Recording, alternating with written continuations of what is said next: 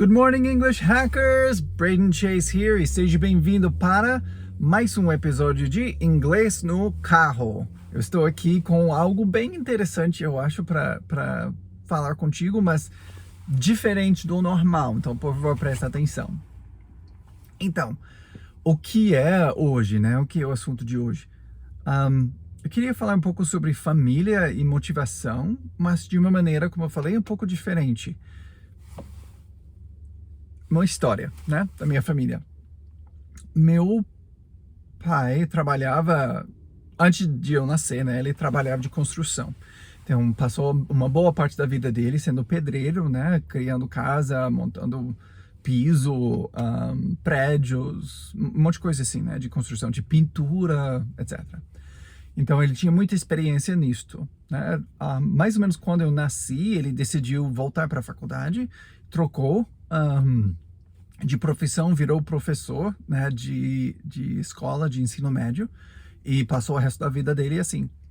Aí, mas para nós, né, que eu era o filho dele, né, na família, dentro de nossa casa, sempre precisava, né, de consertar isso, de repintar a parede, de fazer isso, fazer aquilo, fazer paisagem, né, da casa, em frente de casa, coisa assim. E ele sempre fazia, porque ele sabia fazer tudo. Mas ele não fazia sozinho, né? Ele forçava a gente a fazer, né? Fazer essas coisas com ele. E em muitos casos eu odiava isso, eu não gostava, porque era um trabalho pra caramba e gastava meu sábado, meu final de semana, para poder fazer os projetos que ele inventava, porque sim, ele queria. Mas por outro lado, eu era muito, muito bom, porque eu aprendi muita coisa através desses projetos, dessas atividades, dessas coisas. Então, um dos eventos, uma das situações, uma das coisas que eu aprendi dele aconteceu quando tínhamos nossa casa e atrás da casa tínhamos o quintal, um quintal atrás da casa que era grama e tinha uma descida, né, bem grande até, eu digo uns 6 metros, né, que descia. Não era um tipo precipício de cair, né, era um tipo de não sei, morrinho, né, pequeno, só descia, né. Você tinha a casa, um espaço pequeno que era plano, e aí descia e tinha mais um espaço grande. Em total, eu diria que quadrado, né, o espaço seria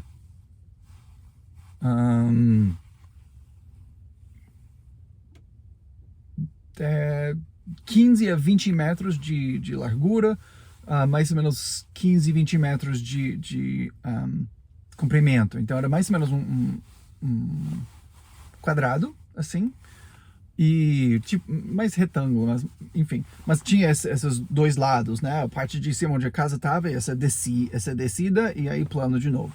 Ou seja, essa descida no meio fazia com que não dava para fazer muita coisa atrás, porque tinha essa descida no meio.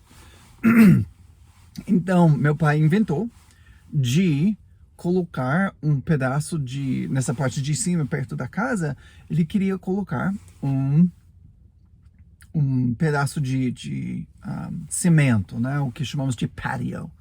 Esse patio era simplesmente cimento e era grande, e colocamos bancos ao redor para poder sentar e fazer churrasco atrás, coisa assim. Era algo normal, né, para fazer, não era nada gigante ou elegante, assim, foi super tranquilo até. E meu pai, sendo quem ele era, ele que foi lá comprar todo o cimento, todas as pedras e areia, tudo isso, e alugou o carro para isso, e pegou nosso pá para poder jogar tudo, e eu fiz tudo obra manual. Que, novamente, foi uma coisa super chata e muito bom ao mesmo tempo, sabe? E a lição que ele me ensinou, isso levou semanas, só para avisar, isso levou semanas e semanas para poder completar. E eu lembro claramente de uma vez que eu estava atrás de nossa caminhonete, pegando pedras grandes, pedras grandes para virar o alicerce, né, a base, e aí iríamos colocar o cimento em cima. E aí nessa base, nesse trabalho para colocar todas essas coisas, eu estava jogando, colocar pá e jogar tudo em cima lá, e colocar pá e jogar em cima lá, colocar pá. E aí chegou um ponto que estava longe para mim. Então eu tive que pegar pá, colocar as pedras, colocar dentro de uma caixa, e aí levar a caixa e derrubar a caixa, e voltar e colocar, pegar as pedras e jogar e colocar. E aí virou uma coisa super devagar, né? Porque eu carregando, eu só conseguia levar um certo tanto de pedras a cada vez, e ficou muito devagar. E aí meu pai estava lá dentro e ele saiu, ele ficou chateado, né, comigo, porque estava demorando demais. E eu fui lá e falei, eu tipo não sabia o que fazer, porque eu não sabia o que eu estava fazendo. Eu acho que eu tinha uns 14 anos de idade, mais ou menos. E aí ele subiu lá dentro do caminhonete, ele falou: não faz mais trabalho do que você precisa. Né? Aí eu falei, tá, porque eu não sei o que isso significa, tá? Eu não quero trabalhar de forma nenhuma, porque eu tinha 14 anos, não queria fazer as coisas. Não faz mais trabalho do que você precisa. As pedras estão aqui, precisam ir até lá. E só isso. Então ele colocou o pá lá, ele pegou, tirou de mim, né? Colocou o pá e pegou um tantinho, né, de pedras aí e jogou. Aí era uma distância de 10 metros, mais ou menos. Ele jogou as pedras para cair lá. Ele falou, não precisa ser bonito, tá? Vamos colocar um monte de cimento em cima. Ninguém vai se importar com a beleza que tem aí embaixo. Só joga, joga lá, tá? Vamos tomar muito cuidado quando colocar cimento, né? Mas agora não precisa, só jogar coisa lá. Aí, tá bom, e ele mostrou como fazer, tá? Você pega, coloca lá e você joga. Você pega, coloca lá, joga. Não precisa mover as pedras 2 vezes. Não precisa mover as pedras 2 vezes. Não faz mais trabalho do que você precisa, tá? E esse ensinamento, essa dica, experiência com meu pai, foi algo que até hoje, né, isso faz, não sei, quase 20 anos agora que isso aconteceu, eu ainda lembro disso, essa lição. Não faz mais trabalho do que você precisa, tá? Então esse princípio vai para tudo, né? Tudo na sua vida, não faz mais trabalho do que você precisa. Porém, faz um trabalho bem feito. Não fica tentando fazer tudo perfeito quando certas coisas realmente não importam. Igual eu estava fazendo, estava cuidando das pedras para colocar tudo certinho no lugar. Falando, isso não é importante no processo. No processo, essa parte é importante. E aí focaliza pra caramba naquela parte. Mas nessa parte, não se preocupa tanto, tá? E claro, isso aplica para muitas coisas na vida, mas isso é a aula de inglês, né? Então, como isso aplica no inglês?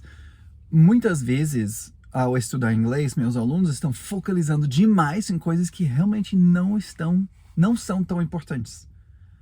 Estão focalizando, gastando tempo, dias, horas, semanas, meses, tentando decorar ou dominar um certo assunto que não vão usar.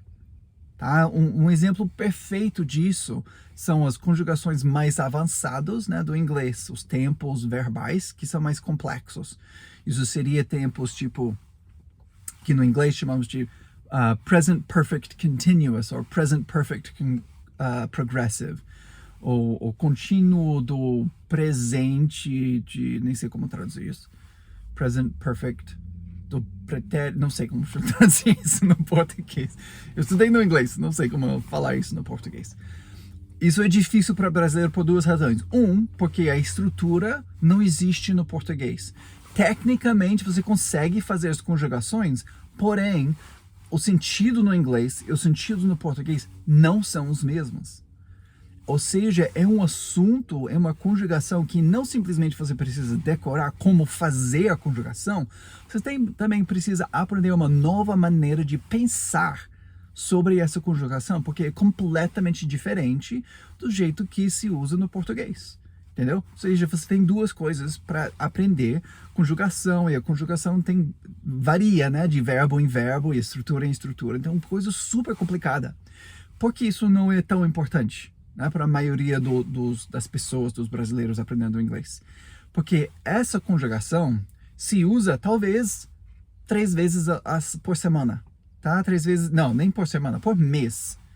Tá? Nem é uma vez por semana que você vai ouvir essa estrutura. Não é comum no dia a dia. Tá? Se você está tentando chegar no nível avançado, superior, ou distinguido a esses níveis mais avançados, mais complexos e mais de dominar o inglês mesmo, aí sim, presta atenção nisso. Mas quando você está começando, ignora. Não faz parte do seu aprendizado. Eu não ensino essas coisas nos níveis iniciantes, nos níveis até intermediário. Não faz parte do ensino porque não é necessário. Você não precisa saber disso. Você vê, quando alguém está tentando te ensinar no past present, no past perfect continuous, or the future perfect continuous, tipo, sai fora. Você não precisa saber disso. Não é um assunto que usamos. Tá? Usar a estrutura, né, de futuro, não sei como traduzir isso no português, porque não existe. Né? So, the future perfect continuous seria I will have had been going. Essa é uma conjugação verbal, tá? Will have had been going. Gigante. Né? Série de palavras para fazer uma conjugação só, tá? Tá final do mês agora. Eu acho que eu não usei essa estrutura este mês inteiro. Para que se esforçar para aprender essa estrutura? Não faz mais trabalho do que você precisa. E eu construí o curso completo de inglês e todos os programas que eu tenho à base disto, né? Focaliza naquilo que é importante para você e deixa o resto de lado. Você não precisa saber. Não precisa, tá? Novamente, nesses níveis mais avançados, sim, precisa. Mas a maioria de vocês, se você está ouvindo isso, não está tão avançado. Vocês estão bem do zero, ou está iniciante, ou talvez um pouquinho de intermediário. Esses níveis mais avançados, não é necessário até você chegar lá. Deixa, ignora, não precisa fazer isso, tá? Não precisa se estressar, não precisa se preocupar. Tá? Outra coisa, um assunto diferente, é a pronúncia do TH. TH tem uma pronúncia exata e precisa ser feito corretamente. Porém, se você é iniciante, tem outras coisas mais importantes do que aperfeiçoar o TH. Sinceramente, pode deixar. Muitas pessoas ficam falando the, ao invés de the, que seria o correto. Mas se você falar I like the book. Eu sei o que você falou. Eu entendi. Eu gosto do livro. I like the book. Tá correto? Não. Mas eu entendi perfeitamente tudo que você falou. Tá? Não tem problema, tá? Quando você é iniciante. Quando você chegar nos níveis mais avançados, aí uma parte de chegar nos níveis mais avançados é aperfeiçoar esse tipo de coisa. Mas deixa esse tipo de trabalho para lá, não aqui, no início. Eu vi uma imagem no Instagram outro dia que tava até engraçado. Tinha uma mulher lá, uma velhinha, e aí um coelho ali, e aí ela tava tentando chamar o coelho para ela. Ah, vem aqui, vem aqui, vem aqui. E aí, mas o coelho, a mulher, né, tinha uma faca atrás das costas dela para matar o coelho. Não sei por que ela ia fazer isso, mas enfim, essa era a foto. Aí alguém colocou palavras, colocou lá inglês, ela era inglês intermediário, e o coelho era a pessoa, né, você, né, o aluno, e aí a pronúncia do TH era a faca, né, a pessoa, vem aqui, inglês é fácil, inglês é tão fácil, vem aqui, e aí vai matar alguém, né, com essa pronúncia tão difícil do TH. Chega, tá, não precisa, quando você é iniciante, não precisa se preocupar tanto com TH. Eu ensino bem cedo para poder ter uma base, ter um ponto de referência, porque todo mundo me pergunta como é que pronuncia isso, tá? Mas não é necessário. Eu conheço pessoas que moram aqui nos Estados Unidos que falam a um nível avançado que ainda não fazem essa pronúncia do TH corretamente. Tudo bem. Eu não fico rindo deles. Eles têm profissões, eles têm trabalho, eles têm sucesso na vida sem dominar essa pronúncia. Tudo bem. Tá bom? Pronto, essa aula ficou muito mais longa do que eu queria, mas enfim, eu queria compartilhar isso com vocês e entender essa ideia. Não faz mais trabalho do que você precisa. Quando você está no nível iniciante, faz as coisas de iniciante. Não se preocupa com as coisas hiper difíceis e complexas. Você não vai conseguir. Não se preocupa. Não mexe as pedras mais do que você precisa. Não faz mais trabalho do que você precisa, tá bom?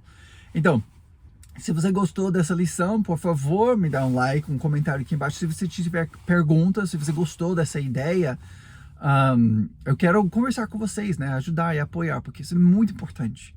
Muitas pessoas se atrapalham tentando fazer coisas difíceis quando não precisa, tá? Então, por favor, espero que ajudou. Se você gostou, por favor, compartilha com seus amigos e até a próxima. Tchau!